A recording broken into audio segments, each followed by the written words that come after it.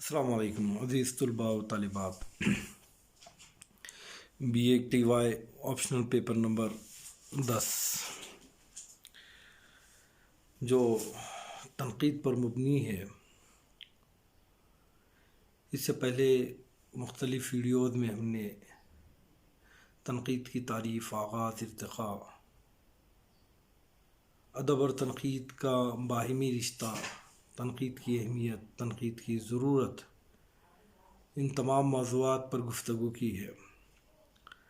نہ صرف یہ بلکہ اس کے ساتھ ساتھ ہم نے ہمارے نصاب میں شامل مختلف تنقیدی دبستانوں کا تذکرہ پڑھا ہے۔ چونکہ پچھلے جو لیکچرز ہوئے اس میں ایک تسلسل نہیں تھا، تسلسل برقرار رکھنے کے لیے اس کا اعادہ کرنا ضروری ہے، لہٰذا ہم نے سوچا کہ کسی طرح بطور اعادہ تمام تنقیدی دبستانوں کا مختصر میں ہی صحیح تذکرہ کرتے ہوئے آگے بڑھیں گے اور اپنے نصاب کو تکمیل کریں گے۔ اسی ضمن میں اسی کی کڑی کے سلسلے کے طور پر ہم نے اس سے پہلے ترقی پسند تنقید کے بارے میں پڑھا تھا۔ عزیز طلباء، آپ اس بات سے واقف ہیں کہ ادب کو جانچنے پرکھنے کے مختلف ذرائع ہیں، اور وہی مختلف ذرائع مختلف دبستان کی شکل میں ہمارے سامنے آتے ہیں۔ یوں تو ادب کا بنیادی مقصد قاری کو مسرت پہنچانا ہے، اور اسی کے تحت ادب لکھا جاتا ہے، لیکن وقت کے ساتھ ساتھ ہر چیز میں تغیرات پیدا ہوتے ہیں، تبدیلیاں پیدا ہوتے ہیں، تو ہم نے دیکھا کہ ادب میں بھی بہت سارے تبدیلیاں رونما ہوئی ہیں۔ اسی کے چلتے ترقی پسند تنقید وجود میں آئی۔ ادب دور ماضی سے اردو ادب جو ہمیں عشق و محبت کی باتیں، مسرت کی باتیں پہنچا رہا تھا، سنا رہا تھا، وہیں ادب جب کارل مارکس کی نظریات وجود میں آئے اور کمیونزم پارٹی کا وجود ہوا، اور اس کے اثرات نہ صرف روس بلکہ دنیا کو اپنے لپیٹے میں لے لیے، تو ہم نے دیکھا کہ وہی اثرات ہندوستان میں بھی رونما ہوئے، جس کے تحت ترقی پسند تحریک وجود میں آئی، اور اس نے بھی جو ہے ترقی پسند تحریک نے خاص طور پر اپنے نظریات کی اشاعت کے لیے ادب کا سہارا دیا، اور مختلف ترقی پسند مصنفین وہ شعراء وجود میں آئے۔ انہوں نے ادب کے ذریعے سے لوگوں کو کارل مارکس کے نظریات سے واقف کرایا، ادب کے ذریعے سے غربا کی اور مزدوروں کی اور وہ جن پر ظلم ہوا مظلوموں کی آواز بن کر پیش کرنے کی کوشش کی۔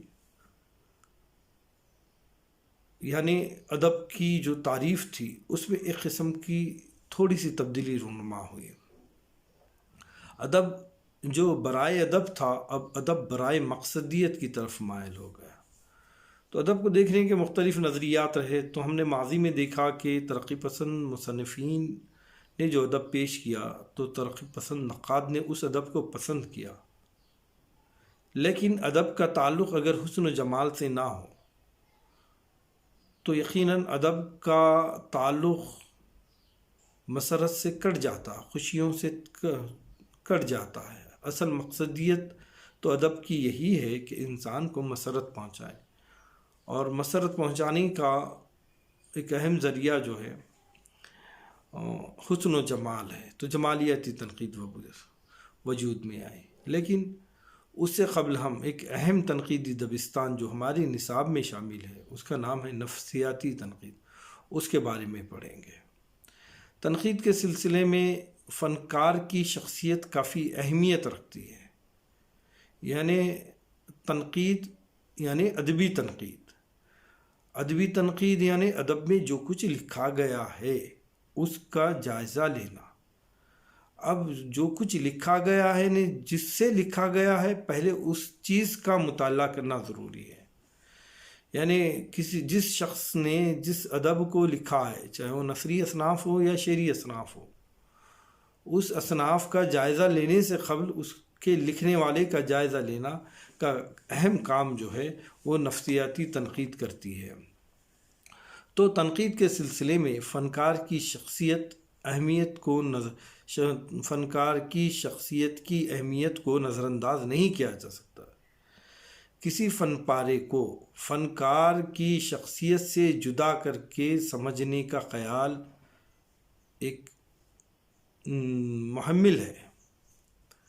ایسا ہو ہی نہیں سکتا کہ فنکار کو اور فن کو دونوں کو الگ الگ کر کر سمجھا جائے، کیونکہ فنکار کی جو شخصیت ہوتی ہے اس شخصیت کے اثرات ہم کو اس کے فن پر نظر آتے ہیں۔ ایک انتہائی مزاح نگار انسان ہے، اس سے ہم اگر یہ توقع رکھتے ہیں کہ وہ سنجیدہ فن کو فروغ دے یا سنجیدہ اصناف میں وہ خدمات انجام دیے تو وہ ناممکن سا فعل ہے۔ یا اگر ہم کسی ایسے شخص کا مطالعہ کرتے ہیں جس کے مزاج میں سنجیدگی ہے تو ہم اندازہ قائم کر سکتے ہیں کہ اس نے جو کچھ فن ایجاد کیا ہے اس میں بھی سنجیدگی کا عنصر پایا جاتا ہے۔ تو کسی بھی فن کو پرکھنے کے لیے فنکار کو پرکھنا ضروری ہے، اس کے بغیر ہم اس کو نہیں سمجھ سکتے۔ فنکار کی شخصیت کو سمجھتے وقت تحلیل نفسی سے نقاد کا گریزاں رہنا عملی طور پر فنکار کی شخصیت سے جدا کر کے سمجھنے کے مرادف ہے۔ یعنی تحلیل نفسی کے ذریعے سے ہی ہم فنکار کی شخصیت کو سمجھ سکتے ہیں۔ اگر تحلیل نفسی سے ہٹ کر ہم اس فن کو سمجھنے یا فنکار کو سمجھنے کی کوشش کریں گے تو یہ ناممکن ہے۔ بہت سارے نئے نئے علوم آئے ہیں، علوم ٹیکنالوجی ہے نا، اور جدید سائنس یہ اتنا ڈیولپ ہو گئی کہ اس نے بہت سارے رازوں کے چہروں سے نقاب کشائی کی ہے، نقاب ہٹائی ہے۔ ان میں سے ایک راز یہ بھی ہے کہ ہمارے ذہن کے اندر بہت سی انجانی دنیائیں آباد ہوتی ہیں، بہت ساری باتیں چلتی رہتی ہیں، بہت ساری فکریں رہتی ہیں، بہت ساری سوچ پیدا ہوتی ہے اور ذہن میں پیدا ہوتی ہے، ذہن میں ہی چھپ جاتی ہے۔ ہم جو کچھ کہتے ہیں یا کرتے ہیں اس میں ان دنیاؤں کا عکس بہر طور نظر آتا ہے جو علم ہمارے ذہن کے ان تہہ خانوں میں گھس کر سراغ رسانی کرتا ہے۔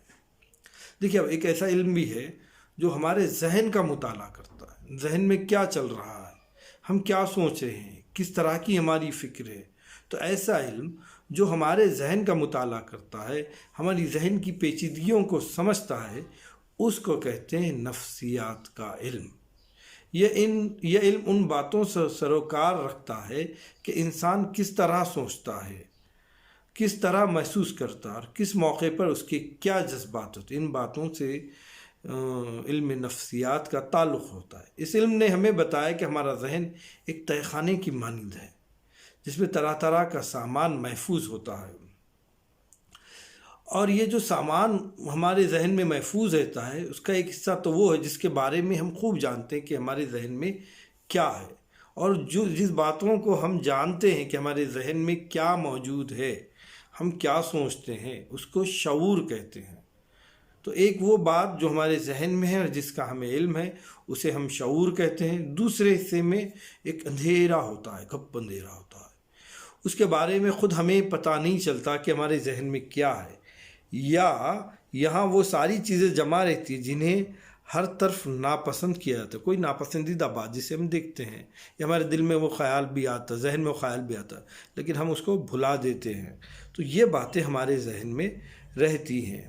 مثلا جنسی خواہشات ہے، لالچ ہے، خود غرضی ہے، یہ مطلب ہے کہ انسان کی جو خواہشات پوری نہیں ہوتی اور جو اتنی بری ہوتی ہیں کہ وہ ان کا ذکر بھی نہیں کر سکتا، تو اس وجہ سے وہ ہماری اس ذہن کے اس حصے میں جاتے ہیں جو بالکل ایک اندھیرا ہوتا ہے، اس کو ہم لاشعور کہتے ہیں۔ ذہن کے اس گوشے کو ہم لاشعور کہتے ہیں۔ ہماری زندگی میں شعور سے زیادہ لاشعور کی کافی اہمیت رہی ہے۔ کیوں رہی ہے؟ اور اس کی دنیا شعور کی دنیا سے کہیں زیادہ بڑی اور طاقتور ہوتی ہے۔ ہماری وہ خواہشات جو پوری نہیں ہو پاتی اور جن کا ذکر تک سماج کو کرنا ہم پسند نہیں کرتے، وہ دنیا کے خوف سے لاشعور میں جا چکتی ہیں، اور انہیں جب بھی موقع ملتا ہے وہ شعور کے طبقے میں داخل ہونے کی کوشش کرتے ہیں، لیکن شعور اس موقع پر کیا کرتا ہے؟ اس کو روک دیتا ہے، ایک پولیس کی طرح کام کرتا ہے، اور انہیں پھر لاشعور کے طبقے میں دھکیل دیتا ہے۔ جب ہم سوتے ہیں تو ہمارے ساتھ بھی شعور بھی سو جاتا، اس وقت خواب کی شکل میں یہی لاشعور کی باتیں ہمارے سامنے آ جاتی ہیں، کھل کر آتے ہیں، اور یہ خواب کی شکل میں شعور اور لاشعور کے درمیان ایک تیسرا طبقہ بھی ہوتا ہے جسے تحت شعور کہا جاتا ہے۔ یہاں وہ چیزیں ہوتے ہیں جنہیں پوری طرح بھولے بھی نہیں اور جو مکمل یاد بھی نہیں ہوتی، یہ وہ باتیں ہیں جو دماغ پر زور دینے سے شعور کی سطح پر آ جاتی ہیں۔ ایک باتیں وہ ہوتی ہیں جو ذہن میں رہتی ہیں، ہمیں یاد رہتی ہیں، جس کو ہم شعور کہتے ہیں۔ ایک وہ باتیں ہیں جو ہمارے دل میں خواہشات کی شکل میں آتی ہیں، یا بری باتیں ہوتی ہیں جس کو ہم اظہار نہیں کرتے، وہ لاشعور میں چلے جاتی ہیں، اور وہ شعور میں نہیں آتی ہیں، شعور اس کو آنے نہیں دیتا جب ہم خواب کی شکل میں ان چیزوں کو دیکھتے ہیں۔ ایک وہ ہوتی ہیں جو مکمل بھلائی نہیں جاتی اور جو مکمل یاد بھی نہیں رہتی، جس کو تحت شعور کہتے ہیں۔ ذہن کے ان تینوں حصوں میں، تو ذہن کے یہ تین حصے ہو گئے، شعور، تحت الشعور اور لاشعور، اور ذہن کی یہ تین حصے کر کے اسٹڈی کرنے والے شخص کا نام جو ہے فرائڈ ہے، اور اس نے ہی تحلیل نفسی کا نظریہ جو ہے ظاہر کیا ہے۔ تحلیل نفسی کا مطلب ہے ذہن کی تہ میں چھپی ہوئی باتوں کا پتہ لگانا، یہ تحلیل نفسی ہے۔ دوسرے لفظوں میں انسان ذہن کے پیچ و خم کا مطالعہ کرتا ہے، اور وہ پیچ و خم کا مطالعہ کرنا ہی تحلیل نفسی کہلاتا ہے، اور یہ نفسیاتی تنقید میں نقاد کی ذہن کا مطالعہ کرتا ہے اور اندازہ قائم کرتا ہے کہ جو کچھ ادب اس نے لکھا ہے وہ ادب اور اس کی شخصیت میں کیا مناسبت ہے، اس کی سوچ، اس کی فکر، اس کے شعور کی باتیں، اور وہ جو اس نے وہ کتابیں لکھی ہیں، وہ جو ادب لکھا ہے اس میں کیا تعلق ہے، اس کو ظاہر کرتا ہے۔ یعنی نفسیاتی تنقید ادب میں ادیب کے ذہن کا مطالعہ کرنے کا کام کرتی ہے۔ پھر اس کے بعد ادب کی پہلے ادیب کے ذہن کا مطالعہ کرتی ہے، بعد ازاں وہ جو ہے جو ادیب نے جو کچھ بھی لکھا ہے اس کا مطالعہ کرتی ہے، اس کے بعد جو ہے اس کی قدر و قیمت کو متعین کرتی ہے۔ تو لہذا ادب میں فرائڈ کا بہت بڑا حصہ رہا ہے کہ اس نے تحلیل نفسی کا نظریہ ایجاد کیا ہے۔ فرائڈ کے دو شاگرد تھے، ایک ایگلر نے بھی بعض باتوں کو بہت اہم جانا ہے اور تھوڑا سا اس میں چینج بھی کیا۔ اس کا خیال ہے کہ احساس کمتری انسانی زندگی میں بہت اہم رول ادا کرتا ہے۔ احساس کمتری کا مطلب یہ ہے کہ کوئی شخص کسی چیز سے محروم ہوتا ہے تو وہ دوسروں کے مقابلے میں خود کو حقیر یا کمتر سمجھنے لگتا ہے۔ ایگلر کہتا ہے کہ یہ احساس شروع سے آخر تک انسانی زندگی میں کار فرما رہتا ہے۔ مثلاً کمزور جسم، کم ذہنی صلاحیت اور تجربے کی کمی کے سبب بچہ اپنے ماں باپ کا محتاج ہوتا ہے، اس لیے ہمیں اس میں کمتری کا احساس پیدا ہو جاتا ہے۔ آگے چل کر اس سے یہی تجربہ ہوتا ہے کہ قدم قدم پر وہ دوسروں کے سہارے سماج میں چلنے کی کوشش کرتا ہے۔ غرض انسان کو ساری زندگی احساس کمتری سے نجات نہیں ملتی۔ اب دیکھنے کی بات یہ ہے کہ کون اسے کس طرح برداشت کرتا ہے، کون اس پر کیا رد عمل کا اظہار کرتا ہے۔ اس رد عمل سے انسان کی شخصیت جو ہے تعمیر ہوتی ہے۔ کوئی احساس کمتری پر قابو پانے کے لیے خود کو دوسروں پر ظاہر کرنے کی کوشش کرتا ہے، اور کوئی احساس سے برہمی، اور کوئی جو ہے اپنی شخصیت کو چھپانے کی کوشش کرتا ہے۔ تو یہ بات تو طے ہے کہ احساس، شعور، تحت شعور، لاشعور، یہ جو ہے نفسیاتی تنقید کا حصہ رہے ہیں۔ فرائڈ تحلیل نفسی کا معجد ہے جس نے انسان کے ذہن میں پیدا ہونے والے خیالات کا مطالعہ کرنے کا ایک نظریہ قائم کیا۔ اس نے ادب کو پڑھنے سے قبل ادیب کو پرکھنے کی، ادیب کو پڑھنے کی جو ہے کوشش کی ہے۔ ادب اصلاً انسان کا مطالعہ ہے، اور انسان کو اس کے ذہن میں اترے بغیر سمجھنا ممکن نہیں ہوتا ہے۔ ادب اور انسان دو الگ چیزیں نہیں ہیں، ادب ہی انسان کے ذہن ہے، اس لیے انسانی نفسیات سے آگاہی کے بغیر ادب کا خالق ادب تخلیق نہیں کر سکتا۔ مجھ کو ادب لکھنا ہے، ادب جو لکھا جاتا ہے، شاعر جو شاعری کرتا ہے، نثر نگار جو نثر لکھتا ہے، اس کا مقصد قارئین کو پہنچانا رہتا ہے۔ اب قارئین کس طرز کے ہیں، کن باتوں کو پسند کرتے ہیں، سماج میں کون سی باتیں پسندیدہ ہیں، وہ تمام باتوں کو جب تک ادیب نہیں جان پائے گا تب تک وہ بہترین ادب کو تخلیق بھی نہیں کر سکتا۔ اسی لیے ایک بہتر ادیب کو ادب کا مطالعہ کرنا ضروری ہے، سماج کا مطالعہ کرنا ضروری ہے، انسان کی نفسیات کا مطالعہ کرنا ضروری ہے، یعنی اس کو دبیر پر فوقیت حاصل ہے۔ تو اس کا خاص سبب یہ ہے کہ وہ انسانی نفسیات کو سمجھنے میں دبیر سے کہیں آگے ہیں۔ لیکن ان نفسیات کا علم بہت پیچیدہ ہے، انسانی ذہنوں میں، ذہنی بھول بھلائیوں میں جو باتیں آتی ہیں ان کا مطالعہ کرنا پڑتا ہے، کیا جاتا ہے، انسان کے ذہن میں اترنے کی کوشش کی جاتی ہے۔ جو وہ انسان جتنا حساس، جتنا وسیع مطالعہ اور جتنا مختلف النوع تجربات کا انسان ہوتا ہے، اس کا ذہن بھی اتنا ہی عجیب و غریب ہوتا ہے۔ اس ذہن کو زیادہ تر اچھے طریقے سے سمجھنا، پرکھنا نفسیاتی تنقید کا کام ہے، اور اس کے بعد ادب کو جو ہے اس کی قدر و قیمت کے مطابق متعین کرنا نفسیات میں کافی اہمیت رکھتا ہے۔ تو نفسیاتی تنقید میں ایگلر کا بہت بڑا مقام ہے، فرائڈ کا مقام ہے، اور نفسیاتی تنقید میں ادب کے مطالعے سے قبل ادیب کے ذہن کا مطالعہ کیا جاتا ہے۔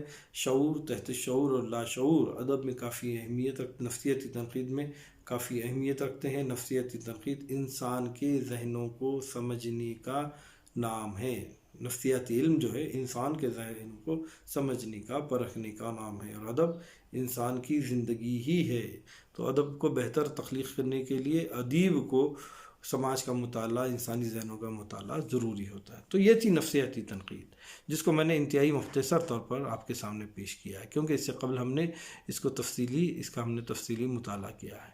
انشاءاللہ اب اس کے بعد دوسرے لیکچر میں ہم دیگر باتوں کو پڑھنے کی یا دیگر اور تنقیدی دبستانوں کو پڑھنے کی کوشش کریں گے یا پڑھیں گے۔ اب آج کے لیے ٹھیک ہے، اتنا ہی کافی ہے۔ بہت بہت شکریہ۔